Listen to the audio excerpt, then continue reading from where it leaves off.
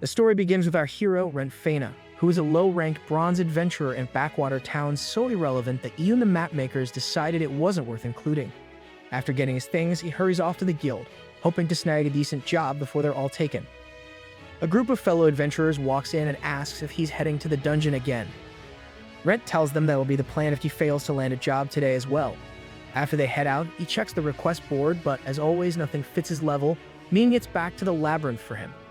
In a world where most adventurers team up in parties, Rent is still running solo.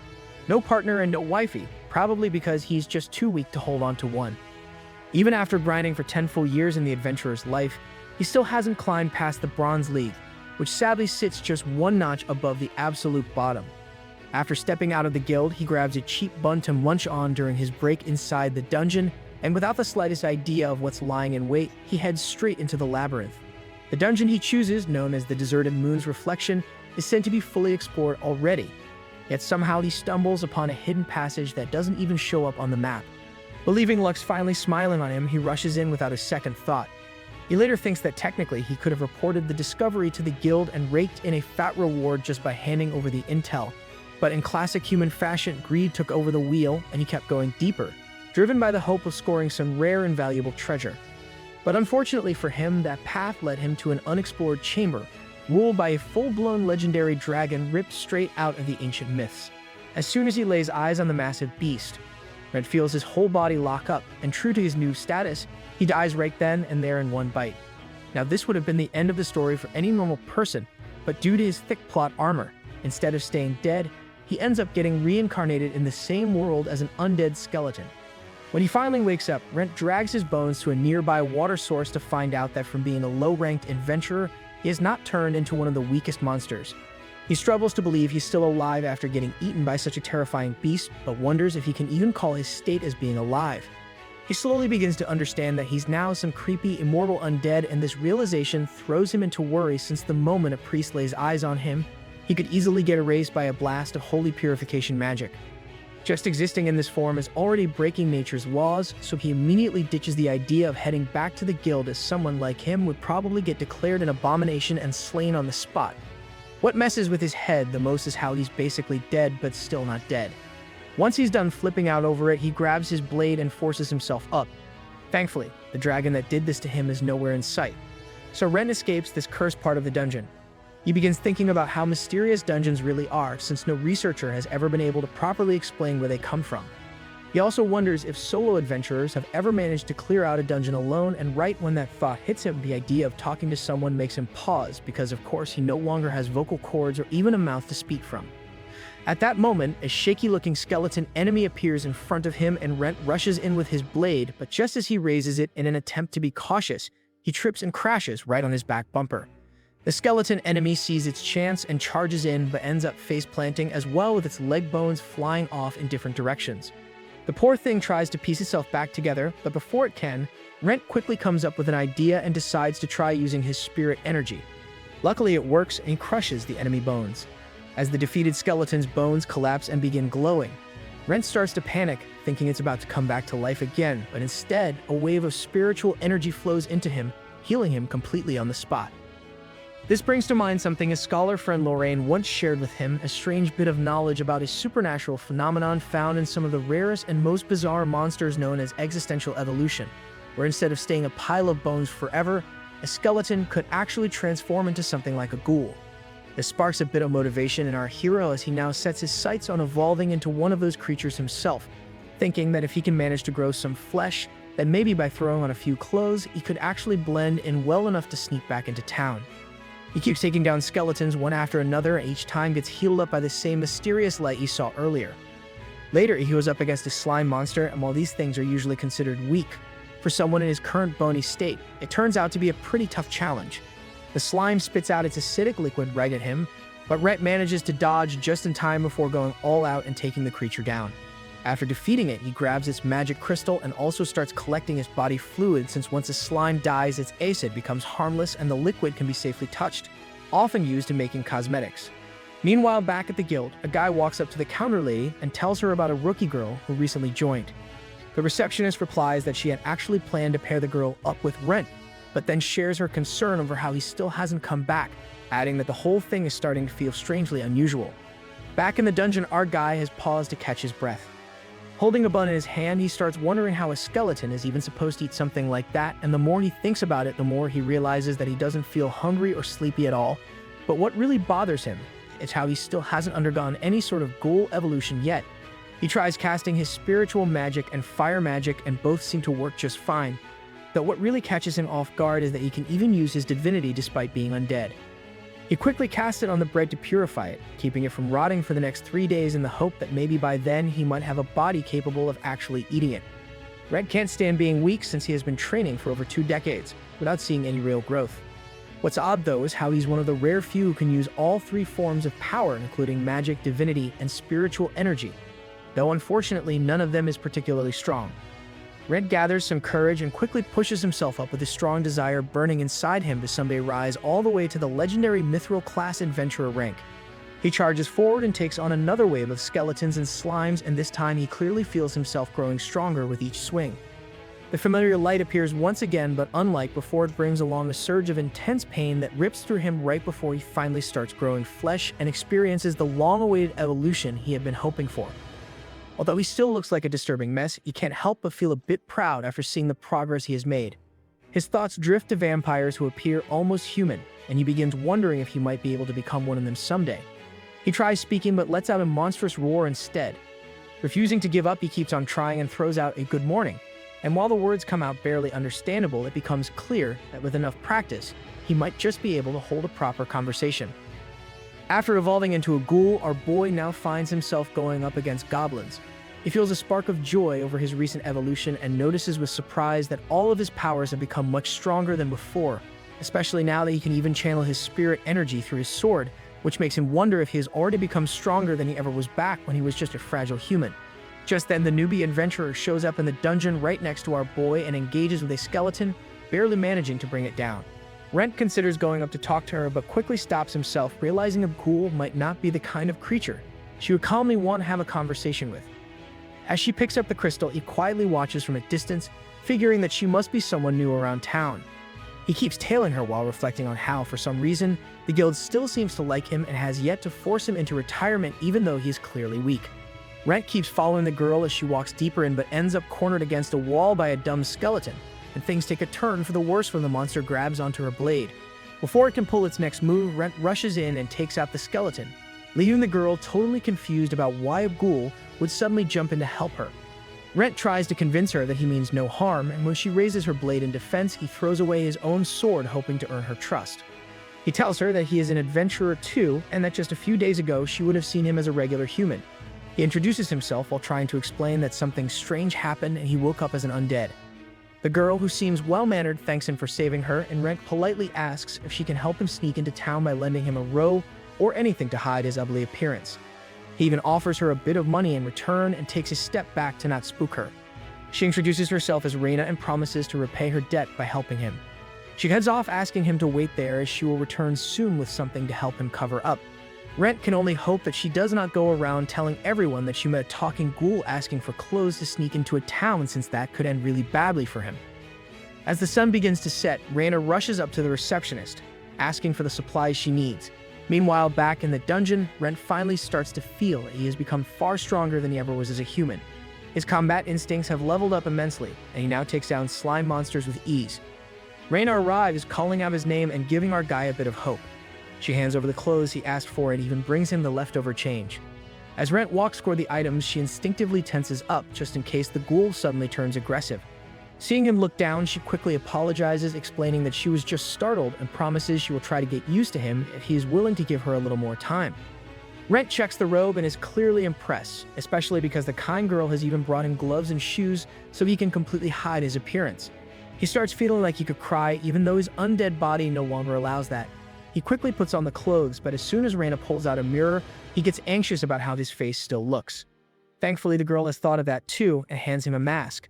Rent lifts it to his face, but just as it gets close, the mask suddenly latches onto him on its own. Reina lights up because he now looks like a cool shaman, but sadly the mask turns out to be cursed and gets stuck onto his face. She apologizes and explains that she got it for a really cheap price, and although it looks shady, she had touched it herself and nothing weird happened. Rent starts wondering why his luck always sucks, but then he gets an idea and tries to use his divinity magic.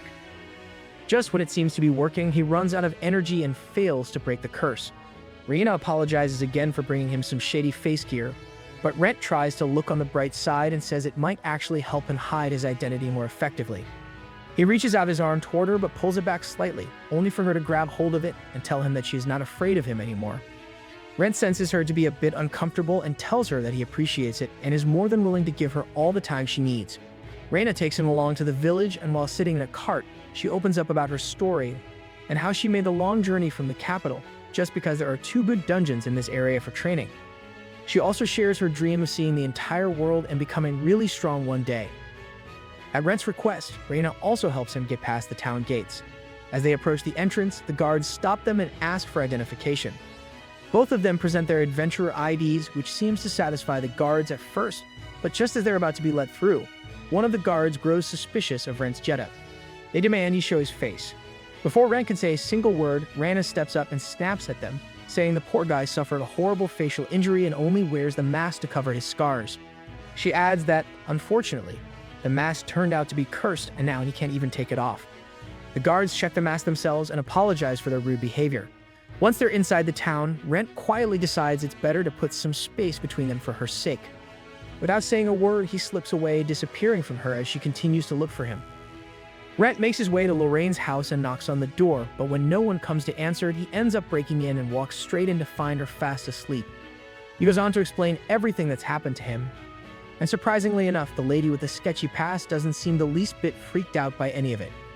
After hearing everything, she says she has never come across a case like his in her entire life and asks whether the dragon still stays there. He replies that it might not remain there anymore, which only leaves her more confused. But she feels bad after seeing how rough he looks and decides to let it go for now.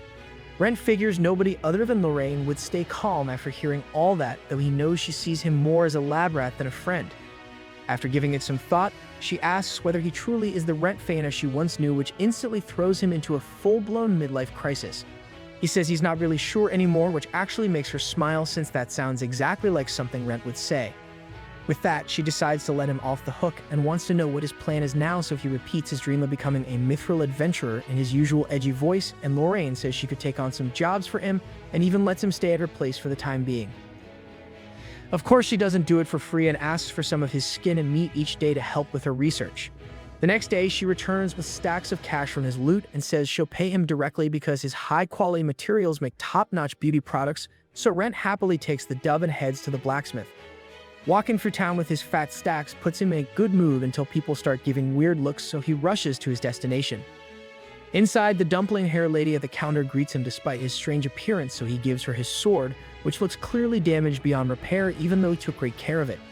She guesses it got ruined by his use of magic or spirit energy, but Rent's aura shoots up as he tells her he uses both and also divinity just because he can. The lady gasps and says he's only the second customer she's met who possesses all three, but he makes her promise to keep his power hidden and confidentiality is their top rule. He drops the bag on her table and tells her to cook up something really strong, so she tells him blacksmith Cloak's work is no joke and he'll call many times to make sure it's perfectly crafted just for him. Hearing that, he tells her to drop it off at the scholar Lorraine's place.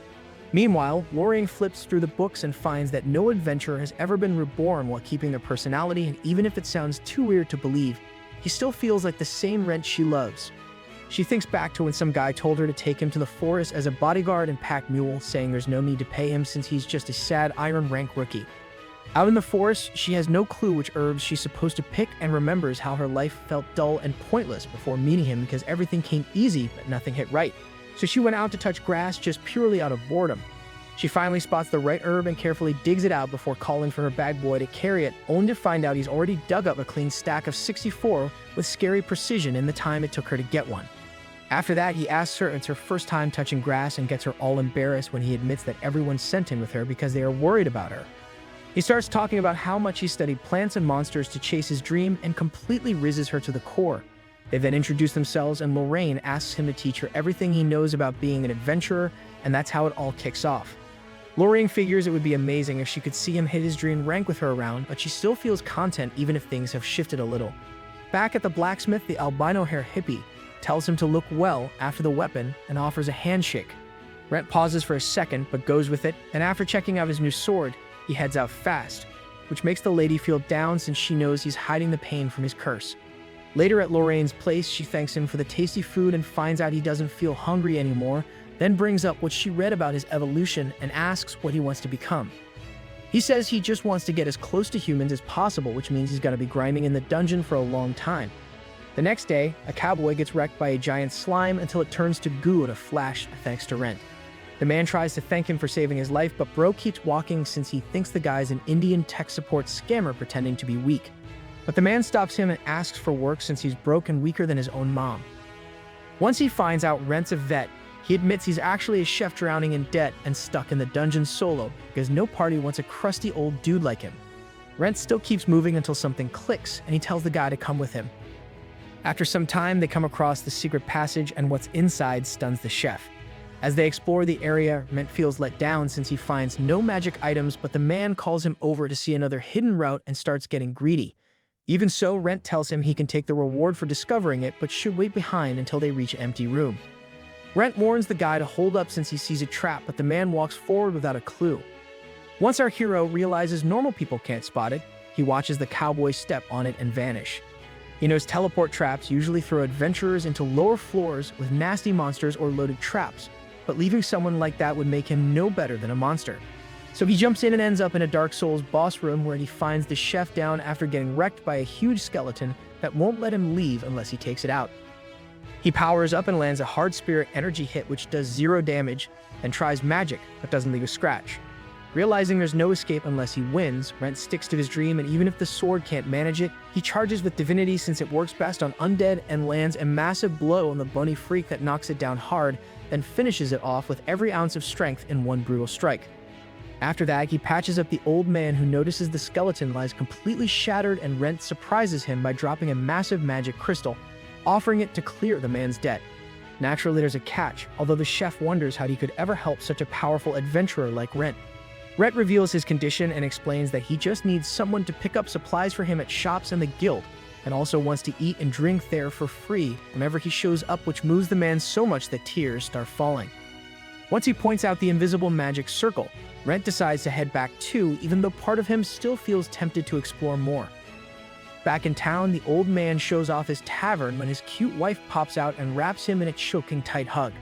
She feels embarrassed for acting so affectionate in front of a stranger, and the old man pulls out the huge magic stone his savior gave him, which makes her think he's gonna donate his second kidney to a fraud again. He tells her to relax and explains it's all in return for free food, and the two share a wholesome hug that melts the heart. After old man Loris and his wife give their names, Rent decides to slip out quickly without hanging around any longer. On his way back, he moves through the dark alleys while troubling thoughts flood his mind. Outside Lorraine's house, his vision starts to glitch like an old TV screen, and he steps inside to find her sitting there looking like a snack. She throws questions at him, but he keeps staring, which makes her worried about his health. He suddenly hugs her, which makes her a little too happy as he holds her tighter and softly says her name. But the moment shifts fast when he digs in like a Mexican devours tacos and then quickly pulls away. She keeps calling his name until he finally snaps out of it, and right after that, she blasts him and puts him to sleep while saying he can enjoy her like a snack anytime if he just asks nicely. Later, he wakes up with a bad headache and she starts asking questions, but Brent says he has no clue what went down. He apologizes even after she tells him not to worry, but he still admits his desire got too strong because she's got more taste than McDonald's. Hearing that, Lorraine says she already suspected this might happen since ghouls hunger for flesh and says they both need some rest. Still, he asks her to show him her wound and then uses his divinity to heal it until it fades completely. Just then, she catches a glimpse of his ripped body and realizes he's evolved so much that he nearly looks human, and even his mask has changed as it can now shift shape at will. Though he still can't take it off all the way. After she tries pulling it off, he starts wondering if he looks more human because of his desire and remembers the change didn't happen right after he beat the big bad skeleton. So she suggests the trigger might have been gobbling her meat, which would make him a subbreed of vampires called ghasts. Even though it's just a theory, a game theory, she says she might have an idea how his evolution really works. Lorraine explains that unlike regular monsters, he has the ability to use his will to choose what kind of monster he becomes, so one day he might reach vampire status. But to do that, he needs to figure out what the condition is besides slaying strong monsters. After the talk, she tells him to strip and starts gushing with excitement as she turns into a full-on mad scientist, listing all the things she wants to test on him. But once she sees his ugly, tired face, she realizes he needs rest and decides to let him off the hook. The next day, Rent practices some sword swings outside and feels glad his lust has faded even though his sword seems to say otherwise. So he drops by the emo blacksmith and explains it broke when he used divinity. The sulky smith tells him to stop lying since there aren't any strong undead in the labyrinth. But Rent says there actually was a giant skeleton, which Cloak clearly doubts until Rent mentions a hidden passage, and that reminds him who he's talking to. So Rent asks for a new sword fast so he can head back in, and with that Cloak rents him one for old time's sake, which tells Rent he can never fool the sassy smith. Afterwards, Rent stops by Lorraine's place and finds her busy messing around with some alchemy, working on a poison strong enough to knock out even a red grizzly. The twisted grin she wears while doing it makes our guy seriously start to question whether agreeing to let her run experiments on him was ever a smart move in the first place. Our guy keeps his word and drinks the poison, immediately telling Lorraine how awful it tastes. She finds it hard to believe that something lethal enough to kill anyone who ever tried it barely registers as unpleasant to a ghoul's taste buds. Hearing this, she even starts feeling a little jealous when Rent casually mentions that he doesn't get tired anymore and doesn't even need to sleep. She asks if he still feels hunger, and Rent admits that while he doesn't crave normal food, he does have a faint desire for human blood and flesh. Without hesitation, Lorraine hands him a bottle filled with human blood just in case he gets too hungry and loses control. Rent only takes a single drop and stores the rest for later. He then brings up the idea of heading to the guild to accept some new requests, but Lorraine quickly points out that walking and looking like this might stir up more chaos than work. Rent tries to argue, saying that he's just a low-ranked adventurer and nobody would care, but the lady cuts him off and calls him out for being clueless, explaining that the guild actually likes him a lot and was even thinking about recruiting him officially. That little bombshell catches him off guard, but once he decides he wants to get back into the swing of things, Lorraine thinks for a moment and comes up with a clever plan, arguing that he could just register under a new name and identity, since no one would ever suspect it. Rent agrees and heads over to the guild, where he spots the receptionist Sheila and walks straight up to her for registration. She prepares the paperwork and hands him a form to fill out. The last time he did this, he only scribbled down his name and age, but this time around he knows exactly how to list his skills and what to write to make it count. The only thing that remains unchanged is his dream of becoming a mithril-class adventurer one day. He scribbles a name similar to his old one and hands the form over to Sheila. The moment she reads it, her expression drops, showing just how deeply the people at the guild miss our guy. Rent gently asks if the one she's missing is named Rent Fina and uses that as an excuse to mention that he is supposedly a relative of Lorraine, currently staying in her place just to avoid giving people the wrong idea about her. The receptionist soon returns holding his adventurer's badge and informs him that he has been registered as an iron-class adventurer, encouraging him to do his best. She even tells this already dead ghoul to take care and not die as he walks out of the guild. From there, he heads straight to the dungeon where faint human screams echo through the corridors as people struggle against some goblins. He makes his way toward the noise and spots two kids fighting in sync, holding their own against a goblin and a slime. For a moment, he considers stepping in to help out like he used to in the good old days, but then decides to walk away, realizing that his appearance might terrify them instead. Moving silently, he slips deeper into the dungeon and enters its hidden section, thinking he could map it out and present it to the guild, which would be a major accomplishment.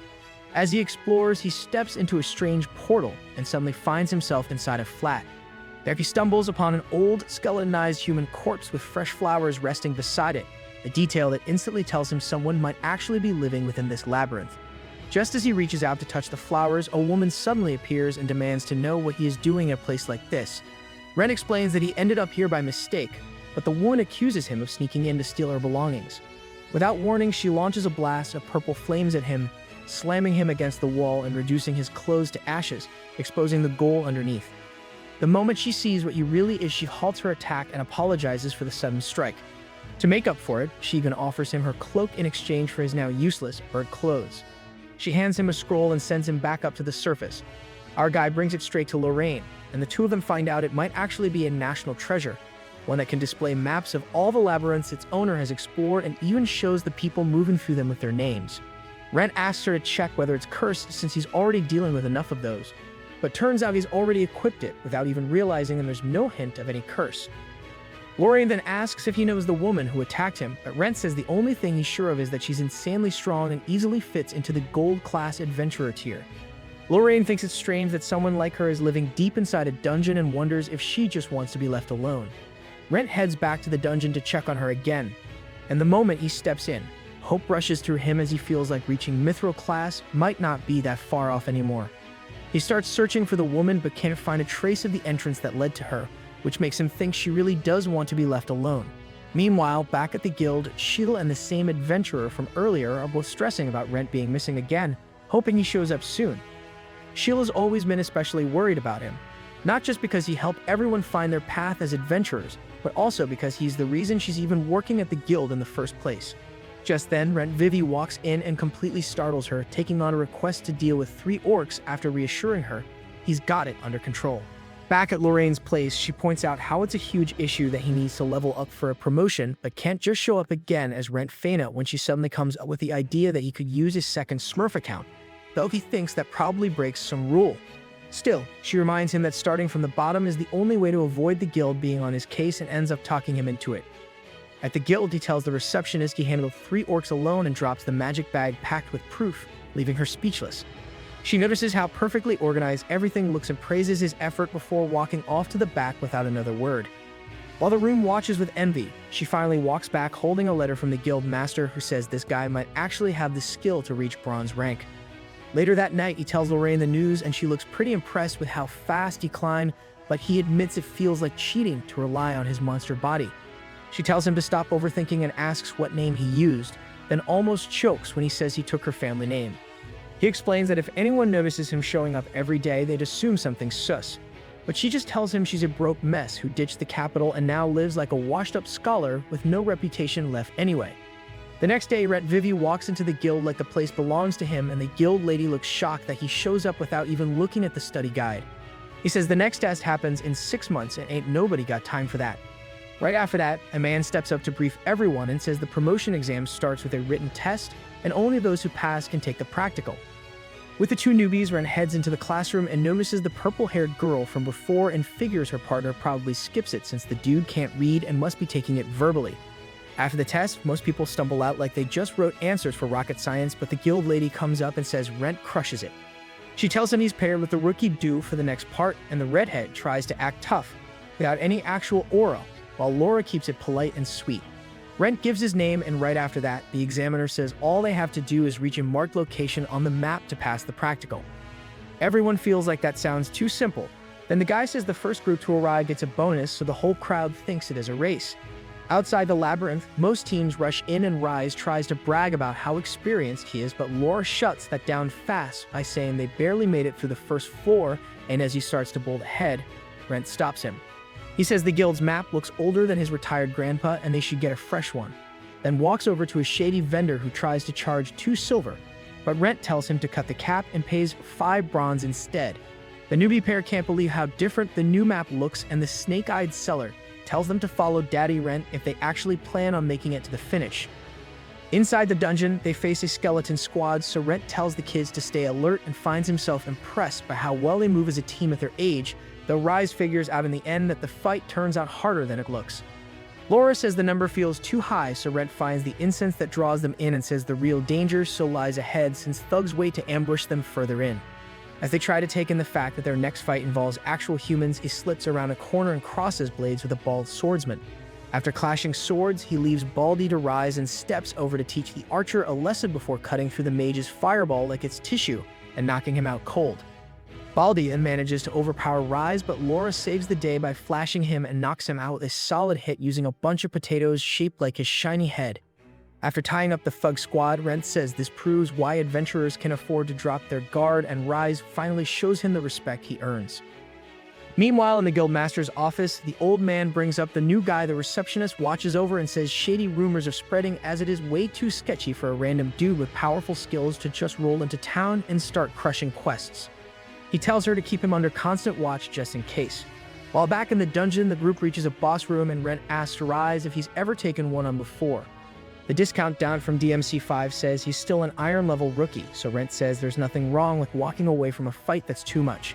A gang of NPCs shows up with trash attitudes and starts mouthing off while throwing creepy comments at Laura, which pushes Rise close to snapping. But Rent instantly points his blade at the leader's neck and tells him to save the circus act. He says they're free to go in first, which throws the redhead off, but a few minutes later, the gang rushes back out screaming after getting clapped. Rhett reminds Rise that smart adventurers know when to step back, but the boy says he wants to level up for real and won't get aura points by staying home like a broke nobody. That drive makes Rent proud of his team, and from there, the trio steps into the boss room together. Inside the boss room, the trio comes face to face with a massive grand slime boss that looks way too oversized to be natural. Rise and Laura get all hyped for the battle, while Rent kind of wishes the earlier party had already taken care of it since there's no actual test requirement to beat the thing. Rise charges in with all the excitement of a kid on sugar, Laura backs him up with magic from behind, and Rent takes on the role of a trusty coach like he's been rented out to guide them through this mess. Before stepping into the room, Rent had gone over their strategy where Laura plays the ace card since only magic can hurt the thing, and the overly eager Rise plays bait to keep it distracted. When things start looking rough for the kid, Rent jumps in without hesitation and saves him before he gets splattered. They manage to buy Laura just enough time to finish her chant, and she hurls a huge fire spell that melts the grand slime into a bubbling puddle. Right before it regenerates, Rise smashes the core and finishes the fight once and for all. After that, Rent asks them to help scoop up some of the leftover slime fluid since even one bottle could go for at least a silver coin. As they're collecting it, another group suddenly shows up from behind and bolts past them like it's some kind of race. Rise starts getting a little panicky watching them take the lead, but Laura stays calm and seems to be on the same wavelength as Rent. They all just stand and watch as the Russian group walks straight into a trap and gets knocked out by a burst of sleeping gas. Laura turns to Rise and casually explains the whole thing was never meant to be a race to begin with, which clearly catches him off guard. Before long, the three make it to the final spot with zero trouble. The man waiting there congratulates them for being the first to arrive, but Laura, picking up Rent's critical habits, immediately asks him to prove his ID or something. The guild guy at the checkpoint hands them a token they can show back at the guild to get promoted to bronze tier, and on top of that, the trio also receives a stack of potions as a bonus reward meant for the first 3 teams to reach the destination. Before they head back, Rent decides to take them on a quick detour to the dungeon's 2nd floor, which turns out to be this stunning forest where somehow sunlight manages to shine through. Rise asks if they could explore a bit since it looks like a vacation spot, but Rent reminds him they're only here for sightseeing, and that the exam doesn't count as complete until they're officially back at the guild. Once they return, the trio heads straight to the counter and asks about their promotion. Right then, a guild guy shows up and tells Sheila they're good to go since he had been secretly watching over them the whole time. And with that, Rent finally circles back to the same rank he held before dying, or well, not exactly dying. After the promotion, the duo parts ways with their Gramps, promising to team up with him again someday. As they walk away, Sheila calls Rent out and asks him for the truth, clearly having pieced a few things together. Rent gives her a quiet apology and says he'll be leaving for good. But before he can take another step, the receptionist grabs his cloak and stops him, wanting answers about what really happened on the day he disappeared. Rent tries slipping away from the scene but ends up getting roped in by Sheila once he realizes just how worried she's been about him. She pulls him over to a table to talk things through, and that's when our guy tells her he's got a problem he can't let the guild or anyone else find out about. Sheila smiles and says she hasn't breathed a word about him to the guild since she wanted to hear the truth straight from him, that the man who was tailing him during the test had already picked up on her suspicions.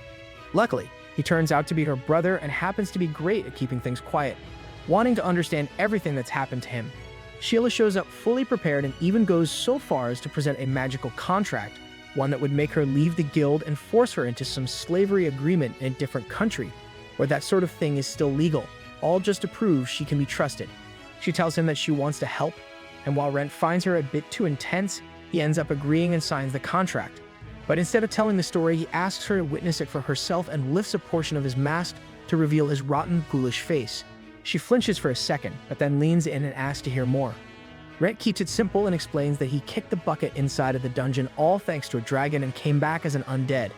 When he notices her getting a little shaken, he asks if she still wants to help him. Just as he's about to walk off, Sheila grabs his hand and says she believes every word he just said, then gently holds on tighter, vowing to stick with him no matter what. Back at Lorraine's place, Sheila tags along with Rent, and the 3 of them settle down for a chat as Lorraine turns to Sheila and asks how much she really knows about Rent. Sheila says all she knows is that he's some kind of monster, but she's sure he wouldn't hurt anyone. Lorraine decides to raise the stakes and, clearly trying to scare Sheila off, warns her that if she's come all the way to a shady academic's home with a monster in tow, she better be ready to end up as part of their stew. What Lorraine's really doing is testing if Sheila is worthy enough to keep the secret that she's hosting a monster, and when she gets her answer, she apologizes for being rude and offers her dinner as a way to make up for it. At the dining table, Rent pulls out the vial of blood and licks a drop off, making Sheila realize that ghouls must be somehow connected to vampires. Sheila then lets them in on the real reason she came, explaining how a kidnapper is suspected to be on the loose because so many rookies have disappeared without a trace, no bodies or supplies found. This makes everyone suspicious of Rent since he fits the profile of a shady guy involved in some messy business. The next morning, the old guild leader talks with the receptionist about their missing Rent, arguing that he still wants to bring him back into the guild once he returns and then decides to retire. A few days later, Rent swings his new sword around during practice while Clope watches after tuning it to handle both his spirit and magic power and tells him to test it out. Rent charges it with magic and slices through wood like butter, which leaves the blacksmith speechless. He follows up with spirit power that completely chars the target and then tries divinity, which at first does nothing obvious, but Clope spots tiny plants sprouting from the cut a moment later and wonders when Rent even got divinity, since it is a power that comes from the heavens. He starts going on about fixing a random shrine once, so the sassy smith ignores his yapping and says he's keeping the sprouts since they'll sell for good coin. Rent steps in and says he wants to see what happens when he mixes everything, so the smith grabs a huge chunk of wood and says Mana Spirit Fusion is a crazy move that could blow him up like an overcooked grenade. Rent stays unfazed since he's built different, so the man gives him an ugly sacrificial sword that nobody cares about since it's cheap and trash anyway. Rent fills his blade with magic and pumps spirit power into his other hand and fuses them into a wild purple aura that makes his whole body tremble. One hit completely wrecks Clope's big wood, but Rent still isn't satisfied and says he wants to try using them all at once. He surrounds himself with a blazing gold aura that hits harder than expected and shakes him to the core, so the blacksmith warns him not to strain too hard and make a mess in his yard.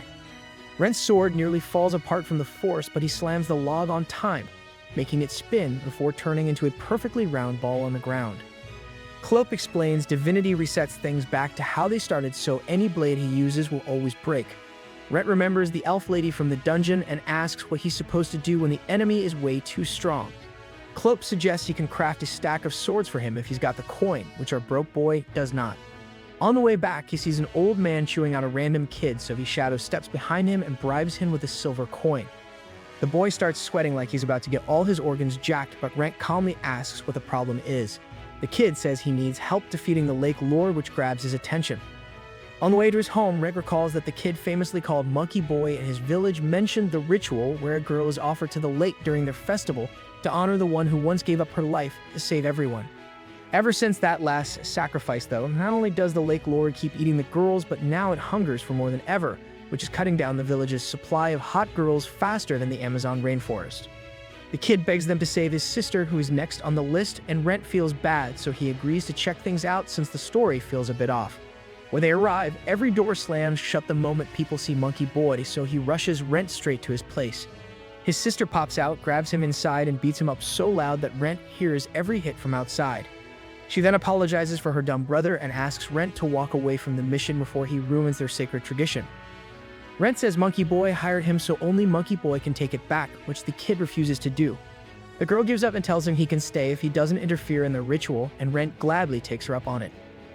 The next day, he walks through a caravan and spots a sketchy dude handing snacks to kids to bribe them into bringing their parents next time because no one wants to buy from them. Right then, Rent shows up and scares the life out of the kids, so the trader tells him he picked a rough time to show up as tensions are high because of the Kraken. The weird merchant sparks Rent's curiosity, so he asks Riemptis about them and learns they come often and sell some useful stuff. As the sun goes down, the old ladies apologize to Riemptis' sister, but she smiles and says she's happy to be chosen. When they bring up how hard her brother tried to stop them, she gets emotional. Later on, Rent visits her and says he's there for her, even though she tells him to stay out of it.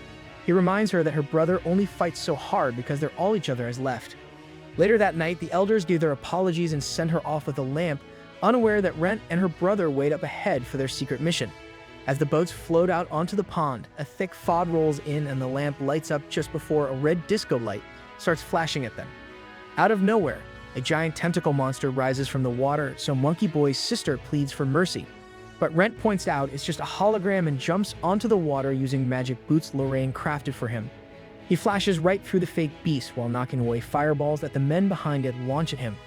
The creepy dwarf says Rent should have stayed away and orders his crew to open fire, but Rent rushes right at them and wipes out the crew. A moment later, the siblings show up and witness the truth for themselves. The next day, the crew is all tied up while Rent questions them about the missing girls. The ugly short stack confesses they are safe and unharmed, then gives up the location where he keeps them hidden. With that part settled, the siblings ask Rent to stick around a bit longer, but he tells them he has something urgent back home.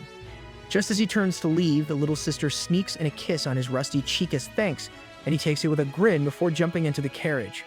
Back at Lorraine's place, he tells her about all that happened and the happy ending, so she gets up in his face and asks the lucky rascal how he stole yet another maiden's heart.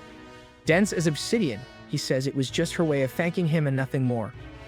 The next day, our guy heads to the guild as usual and spots a request posted on the board offering just a single bronze piece. Even though it sounds like free labor, he talks it over with Sheila and finds out that some kids in an orphanage need the dragon blood flower because it's the only cure for someone they care about.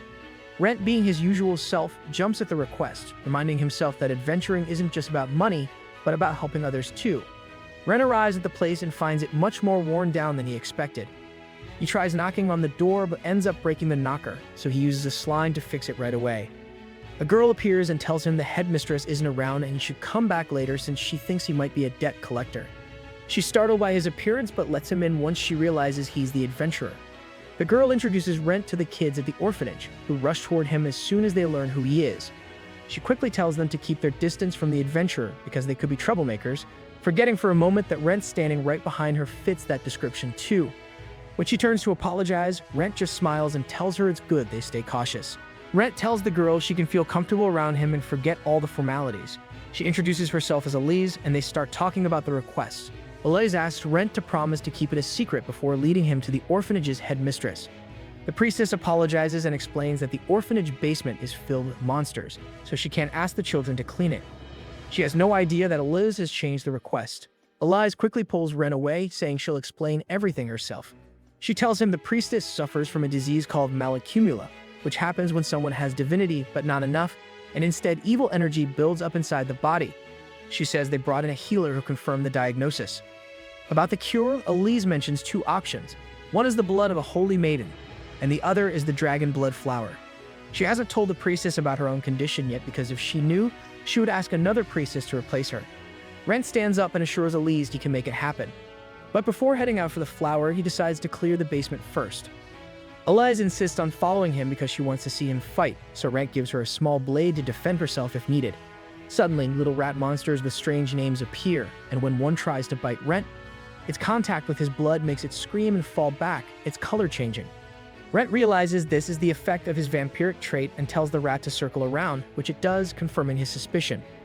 After finishing the cleaning, Rent brings his new pet to Lorraine, hoping she can figure out what happened. Lorraine finds it strange since she never expected a ghoul to cause something like this. Still, she lets him keep the rat because one or two won't bother her much. When Lorraine asks our guy what he plans to name the creature, he quickly calls it Shadow, but Lorraine insists he should have thought it over and suggests the name Edel instead. Lorraine then asks our guy if he plans to go alone, and Rent explains that going solo means he won't have to worry about poison. She then warns him about a huge wyvern called Tarrasque that poses a real threat and suggests he might need a party to take it down.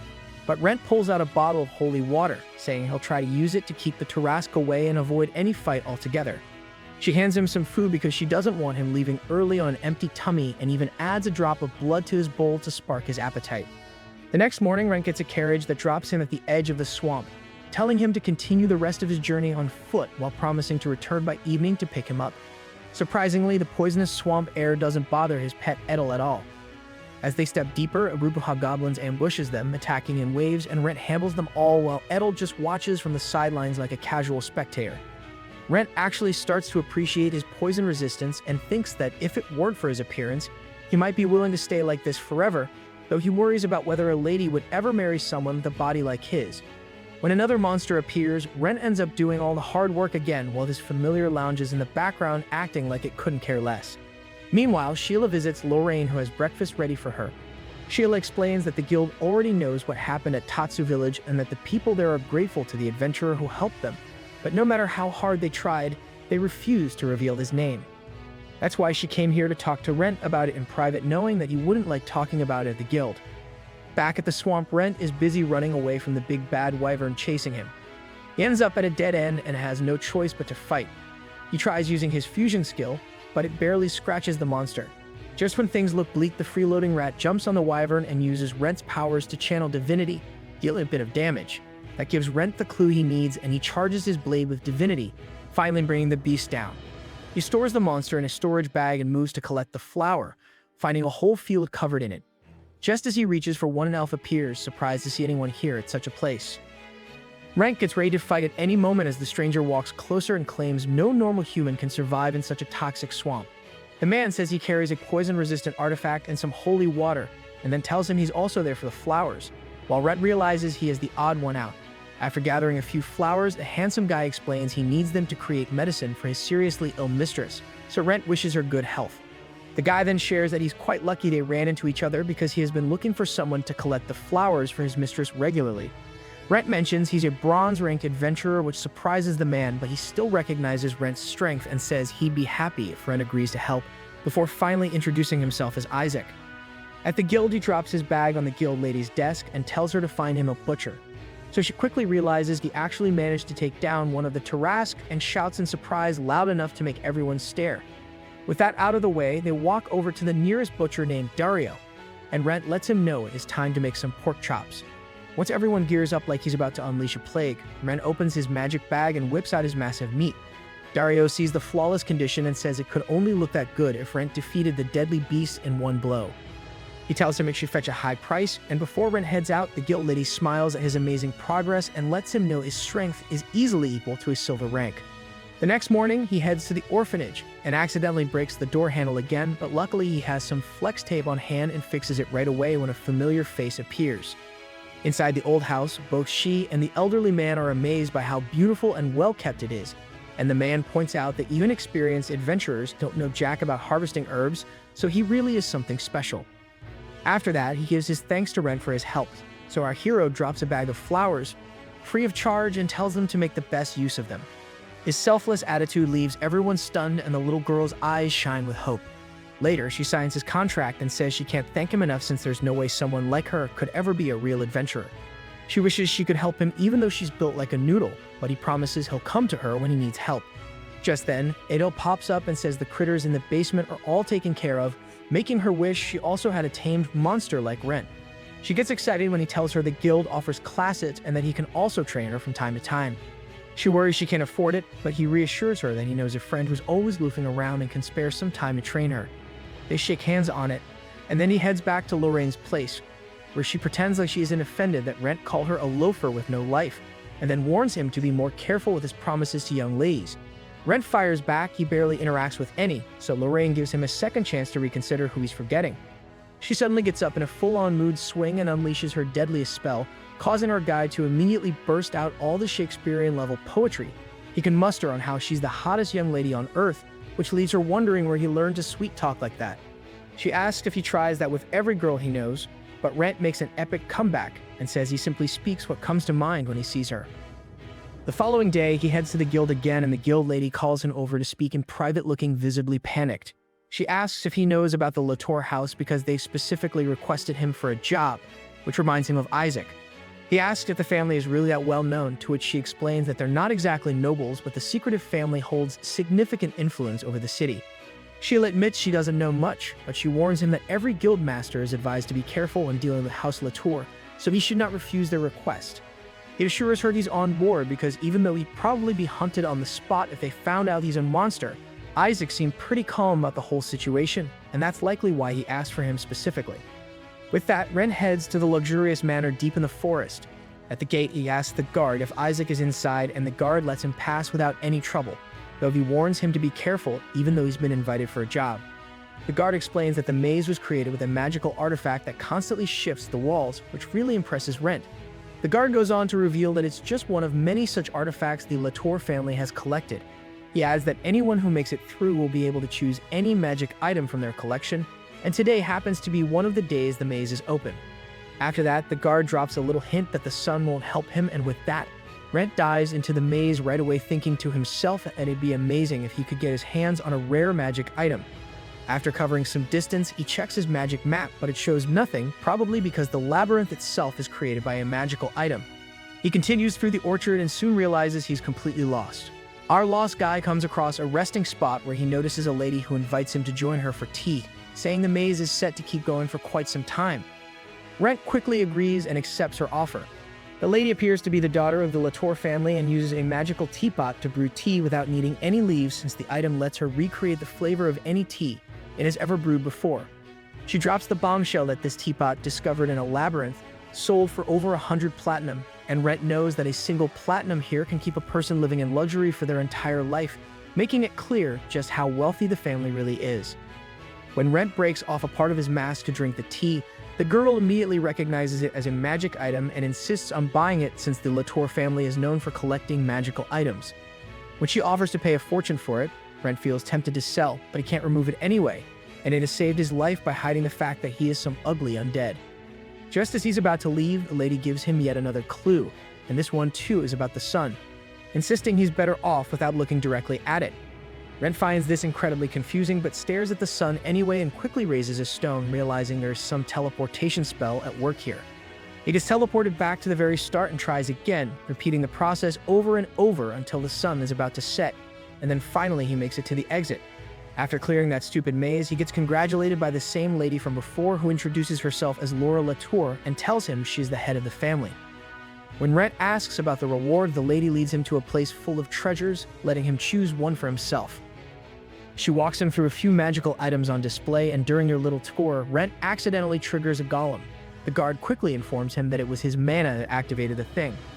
The massive creature starts tailing him, throwing attacks that put Rent through one hell of a workout. As the hits keep coming, Rent tries to remember what Lorraine once told him about golems, that they usually have a word carved in a magical language on their foreheads, and if he could somehow alter it by adding just one character to turn it into the word for death, the golem would immediately shut down. He prepares to use his secret weapon, the axe, up his sleeve, hoping to land the right hit in time, but luckily for him, the guard manages to shut the golem down before Rent has to do anything drastic. While still catching his breath, Rent's eyes land on the blade and then spot a strange vial filled with something that looks suspiciously like blood. The woman casually explains that it is actually vampire blood and goes on to tell him about the rumors that drinking the blood of a vampire is said to turn someone into one. Although every person who has ever tried either went insane or met some horrible fate, she suggests that instead of taking that risk, he could just sell it to some high-ranking noble, since something like this would easily go for a huge price. Rent seems tempted by the idea and decides to hold on to it. He eventually returns to Lorraine's place, now also carrying a magical aircraft toy that his inner child absolutely could not resist. While he had originally chosen only the vial as he was about to leave, the butler came up to him and handed him the aircraft as a token of appreciation for taking care of such a difficult task for them. Back at the lady's mansion, the butler fills a cup with a few drops of blood and respectfully offers it to Laura. Meanwhile, Rent shows off the vial to Lorraine, insisting that the instant his eyes landed on it, he felt certain that drinking it would trigger some kind of change within him. Even though she warns him that he might not survive, Rent stays firm on his decision and says he still wants to take the risk and drink it anyway. Lorraine admits she would like it if he doesn't drink it, since he seems to be doing just fine in his new body, and she would be happy if he spends his life adventuring and living with her forever, though she knows that's not what he truly wants. Rent grunts and stares at the vial of blood again, then proudly declares that he's dreamed of becoming mythical class since he was a kid. That reminds her of something she was talking about with Sheila, and she tells him not to worry about it, which only makes him more curious. He sweet-talks her into sharing what she knows, and she says he doesn't have to answer if he's not comfortable, though he thinks she already knows nearly everything about him. She finally asks the big question about what drives him to reach mithril rank. He's surprised and asks if he really hasn't told her yet, which makes her facepalm pretty hard at Rent being Rent. Still, she says there's an unspoken rule about never asking adventurers about their past, and she knows he does not have some crazy dark backstory, so she never thought much about it. Sitting on the couch, Rent admits he never found the right time to bring it up and says it started out as revenge, but now it's more about getting strong enough to make sure tragedy never strikes again. Rent's memory flashes back to his village far from the city where his father used to travel to buy supplies, and one time he let Rent join him for the carriage ride. There, Rent chats with his friend Jinlin, who's super hyped about how cool the city is, though he looks a bit uneasy about the dangers of bandits or monsters. She calls him a spineless little wimp and quietly whispers he's never going to become an adventurer with that kind of mindset. While staring out the window, Jinlin keeps going on about all the wild stories she's heard, and Rent keeps up his usual musty wet blanket energy, so she grins and tells him not to worry since she'll be the one to protect him from his demons. Thinking back to those good times, Rent says it was all fun until his tone shifts as he starts talking about the journey back. They were attacked by a monster and their carriage broke apart, crushing his granny beneath it, while his parents lay on the ground completely lifeless. Rent stands there completely frozen as the wild beast closes in, so Jinlin grabs him without hesitation and bolts. As they sprint through the forest, they eventually reach an open field and think they've escaped. But then a small pebble rolls down from a hill where the monster stares them down like a predator toying with its prey. It shoots them a side-eye to assert dominance that they're nothing but its playthings. Just as it lunges to finish the job, Rent's last clear memory is Jinlin smiling right before she gets one shot as she pushes him out of the way. The crybaby crawls over to her and asks why she did it, to which she softly reminds him of her promise to protect him and asks him to promise he'll grow stronger for her. Right before the beast strikes again, a white-haired knight appears and blocks the attack and forces the creature to retreat. Rent watches in awe as the man farms aura points and goes head-to-head with a monster using a massive sword. Even after getting knocked back by one of his brutal attacks, he dives back in and jams his thick, heavy blade between its jaws to throw it off, and then follows up with a Hulk smash that leaves behind a giant crater. He taunts the doggy and asks if it still wants a piece of him, but the creature backs off and runs for its life. After that, he checks on the kids, and Rent, still in tears, asks why he didn't come just a little sooner. The man apologizes for arriving late and tries to comfort him by saying he didn't do anything wrong. Rent continues that the man took him back to his village where he started practicing with his sword every single day. One day, he asks this hero how he can become an adventurer, and the man asks why he's so interested. Rent explains that his friend always dreamed of being one, and now he wants to make her wish come true. The man tells him he can't become an adventurer until he's at least 15, which makes Rent really sad, but the man encourages him to keep training with his sword and learn everything he can about adventuring and monsters until then. That sparks something in Rent, and he asks if doing all that will make him strong. The man gives him a solid reality check and says intelligence and talent can only take him so far, so he better grind as hard as possible. Then the man finally introduces himself as Wilfried Rieker, a mithril rank adventurer. With that, he pats Rent on the head and tells him to chase his dreams and stay alive till he has no regrets. Back in the present, Rent says that was the day he swore to hunt down the beast that took Jinlin and his parents, and one day become a mithril rank Gigachad like Wilfried. He admits he's terrified, but that's not going to stop him, and Lorraine already knows he was planning to drink the vial from the start. She promises she'll be gentle with his body if he doesn't make it. He tells her to burn him to ash if he is beyond helping, while she hopes it doesn't come to that. With that, his mask fades away and he shoves the bad boy in one go. Lorraine calls out his name, but he insists he's doing fine, making her think the blood was fake. Suddenly, he starts choking and drops to his knees, screaming in agony. Lorraine steadies herself and shuts her eyes as his painful cries echo through the room. The disgusting sensation of turning into a monster fuels his rage, but the transformation keeps pushing forward. That's when he hears Lorraine's voice reminding him that he has a goal to reach, so he better come back to her. Her words help him hold on to his sanity just before everything fades to white. A short while later, he opens his eyes in the same open sky as Ken Kaneki and feels strangely at peace, happy that he's finally felt sleepy for the first time in forever. Thinking back on everything he's gone through, he figures he only made it this far because he's no longer human. Later on, he slowly blinks awake again and sees Lorraine sitting beside him. She casually mentions she's been reading up on vampires, which throws him off, so she snaps him out of his daze by congratulating him on becoming one.